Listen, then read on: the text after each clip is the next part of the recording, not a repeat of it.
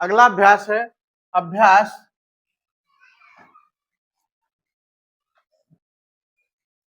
अभ्यास 3A यानी 3A। और इस चैप्टर में हमें क्या पढ़ना है? घन व घनमूल। घन व घनमूल। अब घन क्या होता है और घनमूल क्या होता है? घन, जैसे हम लोगों ने पिछले चैप्टर में पढ़ा था वर्ग। जब वर्ग की बात की जाती थी तो वर्ग में हम लोग क्या करते थे? जब किसी संख्या का वर्ग निकालना होता था तो हम उस संख्या की घात 2 कर देते थे। ठीक, उस संख्या की घात 2 करके आसानी से हम किसी भी संख्या का वर्ग यानी आपस में गुणा करा के निकाल लेते थे। ये तो था वर्ग। घन में क्या होगा? घन में होता यह है कि अगर हमें घन निकालना है तो जिस संख्या का हमें घन निकालना होता है हम उसमें उस संख्या की घात 3 कर देते हैं। वर्ग में घात 2 और घन में घात 3 कर देंगे। ठीक, और जब किसी संख्या की घात हम 3 करेंगे तो उसके बाद फिर हम क्या करते हैं? जैसे ही घात 3 करेंगे तो उसको हम 3 बार लिखेंगे और 3 बार आपस में लिखने के बाद उनका गुणा कराएंगे और गुणा कराने पर जो मान प्राप्त होगा वह उस संख्या का घनमूल प्राप्त होगा। ठीक, वह उस संख्या का क्या प्राप्त होगा? घनमूल प्राप्त होगा। अब घनमूल की आवश्यकता सबसे ज्यादा कहां पर पड़ती है? जैसे वर्ग जब पढ़ रहे थे तो वर्ग की जो यहाँ पे हम सबसे पहले वर्ग, हम लोगों ने वर्ग पढ़ लिया है तो वर्ग की आवश्यकता पड़ती थी जैसे जब हम लोग किसी संख्या का क्षेत्रफल वगैरह निकालते थे, खासकर वर्ग का क्षेत्रफल या किसी वर्गाकार आकृति का क्षेत्रफल निकालना होता था। ठीक, जैसे वर्गाकार मैदान हो गया, वर्गाकार खेत हो गया, ठीक, या वर्गाकार कोई वस्तु हो गई, तो उनका जब हम क्षेत्रफल निकालते थे तो हम वर्ग का उसमें प्रयोग करते थे। वर्ग का उसमें प्रयोग करते थे क्योंकि वर्ग का, जैसे मान लीजिए हम वर्ग है तो वर्ग का क्षेत्रफल का फार्मूला क्या होता है? वर्ग का क्षेत्रफल, तो हमने वर्ग का क्षेत्रफल का फार्मूला बताया था भुजा की घात 2। वर्ग का क्षेत्रफल का फार्मूला है तो बताया था भुजा की घात 2। और घात 2 का मतलब हम किसी भी संख्या का वर्ग कर रहे हैं और यही काम इस वर्ग में भी होता था कि जिस संख्या का हमें वर्ग निकालना होता था हम उस संख्या की घात 2 करते थे और उनका आपस में 2 बार, उन संख्याओं का आपस में 2 बार गुणा करके मान निकाल लेते थे। तो इसी तरह से जब भी कभी क्षेत्रफल में निकालना होता है तो उनका हम क्या करेंगे? घात कर देते हैं 2।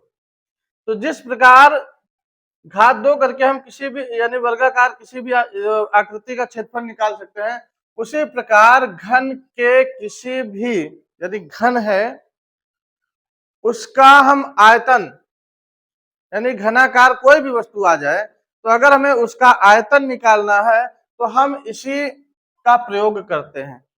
और फार्मूला क्या होता है? घन का आयतन का फार्मूला क्या होता है? घन का आयतन, आयतन बराबर क्या होता है? भुजा की घात 3। अब घात 3 किया तो जब हम किसी संख्या की घात यानी किसी संख्या का मान जब उसकी हम घात 3 करते हैं, कोई भी मान दिया गया हो उसकी जब हम घात 3 करते हैं तो घात 3 से जो मान हमें प्राप्त होता है वह उसका घन कहलाता है।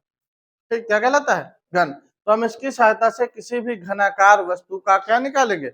आयतन निकालते हैं और वर्ग की सहायता से हम किसी वर्गाकार वस्तु का क्षेत्रफल निकालते हैं। ठीक, अब घन से संबंधित कुछ महत्वपूर्ण तथ्य हैं वो देखते हैं। जैसे पहला क्या कि मान लीजिए कोई संख्या धनात्मक है, कोई संख्या धनात्मक है तो हम यहाँ पे क्या लिख देंगे? धनात्मक संख्या का घन सदैव धनात्मक प्राप्त होता है। धनात्मक प्राप्त होता है।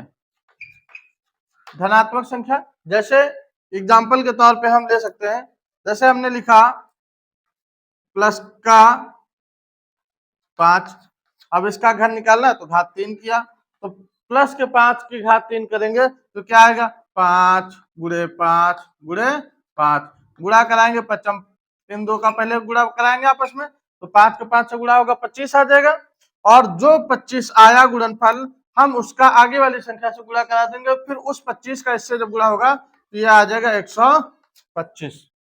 ठीक, क्या आ जाएगा 125, तो ये आया घन। ठीक, घन का मतलब क्या है, किसी भी संख्या की घात अगर हम 3 कर दें तो उसको हम फिर 3 बार लिखेंगे, और जब 3 बार लिखेंगे तो उससे जो मान प्राप्त होगा वह उस संख्या का घन होगा। ठीक, और घन में क्या बताया कि अगर कोई धनात्मक संख्या है, यदि कोई धनात्मक संख्या है और हम उस संख्या का घन निकाले तो धनात्मक संख्या का घन, यहाँ धन की थी तो वो धन का ही प्राप्त हुआ। वर्ग में क्या होता है, हम चाहे धनात्मक संख्या लें और चाहे ऋणात्मक संख्या लें, धनात्मक संख्या और ऋणात्मक संख्या दोनों का जो घन प्राप्त यानी वर्ग जो प्राप्त होता था वो धनात्मक ही प्राप्त होता था। वर्ग में हमेशा चाहे धन की संख्या लिया जाए या ऋण की संख्या ली जाए, हमेशा वहां पर जो वर्ग आता था वो धनात्मक ही आता था। लेकिन घन में उल्टा है, घन में उल्टा क्या है, यदि हम धनात्मक संख्या लेंगे तो उसका घन धनात्मक प्राप्त होगा, और यदि हम ऋणात्मक संख्या लेंगे तो उसका घन ऋणात्मक प्राप्त होगा। ठीक, तो ये याद रखना, यदि संख्या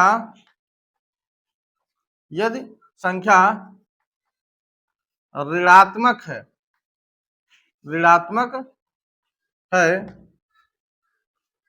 तो उसका घन कैसा प्राप्त होगा, ऋणात्मक प्राप्त होगा, ऋणात्मक प्राप्त होगा। अब एग्जाम्पल के तौर पे देखो जरा, जैसे हमने एग्जाम्पल क्या लिया, जैसे -2 का हमने कहा -2 का घन बताओ, कितने का घन, -2 का, तो -2 का हम घन निकाल रहे हैं तो हम क्या करेंगे, इसको हम 2 यानी 3 है घात 3 करेंगे, घन में घात 3, तो हम इसको 3 बार लिखेंगे, तो हमने लिख दिया 3 बार। अब गुणा कराओ, तो इस 2 का इस 2 से गुणा होगा तो 2 दूना 4 आ जाएगा, और चिन्ह कैसा हो जाएगा, ऋण ऋण का धन। ठीक, ऋण ऋण का गुणा धन, यानी 4 धन का आएगा। अब ये आगे ऋण का 2 बचा, अब इसका गुणा करो, 4 दूना 8, तो ये कैसा आ जाएगा 8। अब 8 ऋण का आएगा कि धन का आएगा, तो यहाँ पर देखो धन का है, ये ऋण का है, और हमने ये एक बात बताई थी कि यदि हम समान चिन्हों का गुणा कराते हैं तो गुणनफल सदैव धनात्मक प्राप्त होता है, और यदि हम असमान चिन्हों का गुणा कराते हैं तो उसका गुणनफल सदैव ऋणात्मक प्राप्त होता है। ये बात बताई थी। तो वैसे ही यहाँ पे असमान चिन्ह थे, तो उनका जब हमने गुणा कराया तो संख्या कैसे प्राप्त होगी, ऋणात्मक। अब ये हम यहाँ पे देख रहे हैं, हमने क्या लिया था, ऋण की संख्या ली थी, और ऋण की संख्या का घन हमें कैसा प्राप्त हुआ, ऋण का प्राप्त हुआ।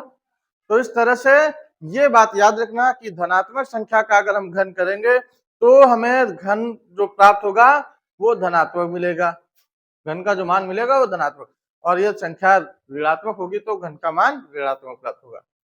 अब चलिए अभ्यास पे आते हैं। अभ्यास था 3A, और 3A जो प्रश्नावली है इसमें हमें संख्याओं के घन ज्ञात करने हैं। कुछ संख्या दी जाएंगी, उसमें बताया जाएगा कि इनका घन ज्ञात कीजिए, और कुछ संख्या दी जाएंगी जिसमें ये कहा जाएगा कि बताइए निम्नलिखित में से कौन कौन सी संख्याएं पूर्ण घन हैं। तो चलो देखते हैं। जैसे पहला सवाल है, पहला सवाल कह रहा निम्नलिखित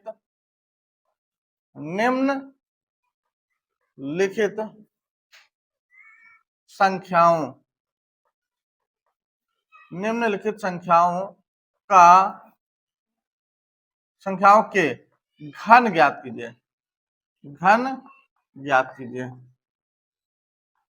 ठीक, अब संख्याएं दी गई हैं, क्या क्या दी गई, जैसे पहला यानी कुछ संख्या 7, 12, फिर 17, फिर 19, 21 और 100।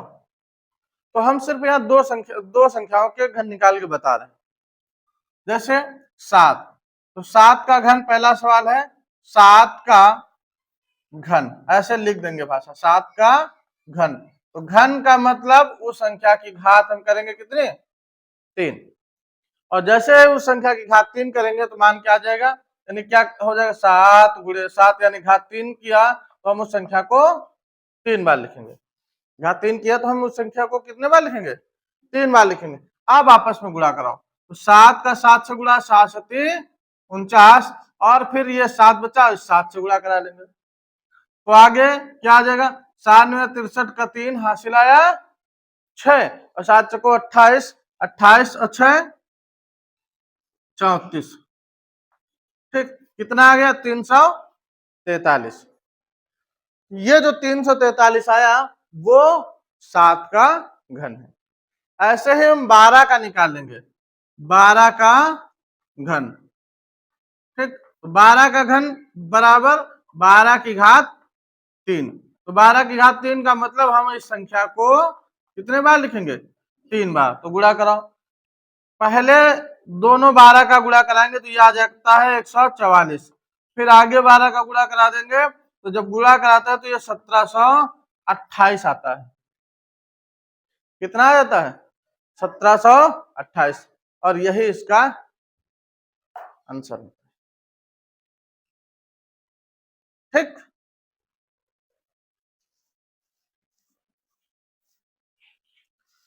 अब इसका अगला क्वेश्चन नंबर 2 नंबर, बाकी के इसके प्रश्न लगाना। आप 2 नंबर क्वेश्चन लिखा है, कह रहा -5/9 का घन है और इसके 4 विकल्प दिए गए हैं, कौन कौन से। पहला दिया गया विकल्प 25/81, दूसरा विकल्प दिया गया है -25/81, तीसरा विकल्प दिया है 125/729, और चौथा विकल्प दिया गया है -125/729। अब देखो जरा, संख्या कैसी है, ऋण की है, ऋण की है ना, तो जब संख्या ऋण की है तो इनका घन कैसा प्राप्त होगा, वो भी ऋण का प्राप्त होगा। तो जब ऋण का प्राप्त होगा तो ये धन वाले तो जो आंसर है ये तो ऐसे ही गलत हो जाएंगे कि ये वाले हो ही नहीं सकते, ये 25/81 इसका आंसर नहीं हो सकता, और 125/729 ये भी नहीं होगा। अब 2 ऑप्शन बचे, कौन सा, एक -25/81 और दूसरा -125/729, यानी इन दोनों में से कोई एक सही होगा। तो अब कौन सा सही होगा, तो पहला 25 लिखा है, तो 5 का अगर हम घन करेंगे तो 5 का घन कितना होता है, 5 गुणे 5 गुणे 5 यानी 3 बार लिखा जाएगा, और 3 बार जब हम 5 लिखेंगे तो उनका गुणा आएगा 5 25 पंचे 125, 125 किसमें मिला, चौथे ऑप्शन में मिला, तो इसका चौथा ऑप्शन सही हो जाएगा, बाकी का ये जो दूसरा ऑप्शन ये भी गलत हो जाएगा, ठीक। आई बात समझ। अब क्वेश्चन नंबर 3 देखो, इसका 3 नंबर में क्वेश्चन में कहा गया है निम्नलिखित में कौन सी संख्याएं पूर्ण घन हैं। हमें संख्याएं कैसी बतानी है, कह रहा कौन सी संख्याएं पूर्ण घन है। अब पूर्ण घन यानी ये क्वेश्चन पूछा गया है, पूर्ण घन छाटना है हमें, तो पूर्ण घन का मतलब क्या है, पूर्ण घन का मतलब ये है कि हम जब संख्याओं का गुणनखंड करेंगे तो उनमें जो संख्याएं आएंगी, जो अंक प्रयोग हुए होंगे, उनका 3 बार गुणा होगा, है ना, या ये कह सकते हैं उनके गुणनखंड जो होंगे वो 3 के त्रिक में प्राप्त होंगे, ठीक। अब देखते हैं जरा, जैसे पहला सवाल है 64, फिर 216, फिर है 243, फिर 900, फिर इसी तरह से 1728, यानी और बहुत सारी संख्या दी गई है। तो हम सिर्फ यहाँ पर 2 प्रश्नों के बता रहे हैं कौन सा पूर्ण घन है कौन सा नहीं। तो जैसे हमने संख्या ले ली पहली 64, पहली संख्या ले ली 64, तो 64 का हम गुणनखंड करेंगे, 2 3 6, 2 दूना 4, फिर 2 से काटेंगे 2 1 2, 2 6 12, फिर 2 से काटेंगे 2 8 16, फिर 2 से काटेंगे 2 4 8, फिर 2 से काटेंगे 2 दूना 4, फिर 2 से काटेंगे तो ये आगे 1 आ जाएगा, 1 आ जाएगा। अब हमें क्या देखना है, इनमें अंक कौन कौन प्रयोग हुए हैं, 2 सिर्फ प्रयोग हुआ है। तो जो भी अंक प्रयोग हुए हो उनका हम 3 का त्रिक बनाएंगे, यानी 3 3 के जोड़े बनाएंगे। और जिनका 3 का जोड़ा, जोड़ा यानी वो क्योंकि घन है तो जोड़ा नहीं, जोड़े में होते हैं 2 और त्रिक में होते हैं 3, तो हम यहाँ 3 3 के त्रिक बनाएंगे। तो देखो एक त्रिक ये बन गया हमारा, यानी 3 का एक कह सकते हैं पेयर, और 3 का एक ये बन गया। और अगर 3 3 के सारे पेयर बन जाए यानी जोड़े बन जाए 3 3 के, तो कह सकते हैं संख्या पूर्ण घन है। और यदि 3 3 के जोड़े यानी 3 3 के त्रिक ना बने तो फिर यह संख्या पूर्ण घन नहीं होगी। आई बात समझ में। तो यहाँ पर ये 64 में 64 के हमने जब गुणनखंड किए तो क्या देख रहे हैं, 3 3 के जोड़े बन रहे हैं यानी त्रिक बन रहे हैं, और त्रिक बन रहे हैं इसलिए ये संख्या पूर्ण घन है। इसी तरह से एक और, जैसे हम 1728 ले रहे हैं, 1728, तो 1728 को हम काटेंगे, 2 से काटेगा पहले, 2 से काटिए इसको, 2 अट्ठे 16, 2 छक्के 12, 2 चर को 8, फिर 2 से काटो इसको, तो 2 चर को 8, 2 3 6, 2 दूना 4, फिर 2 से काटो, 2 दूना 4, 2 एक कम 2, 2 छक्के 12, फिर 2 से काटो, 2 एक कम 2, अब देखो एक छोटा है तो जब अंक छोटा पड़ जाए से तो आगे 0, 2 अट्ठे 16, फिर 2 से 2 पंचे 10, 2 चर को 8, फिर 2 से 2 दूना 4, 2 सत्ते 14, फिर 3 से 3 नवा 27, फिर 3 से 3 त्रिका 9, फिर 3 से काटेंगे तो ये क्या है, 1 आ जाएगा, आ जाएगा।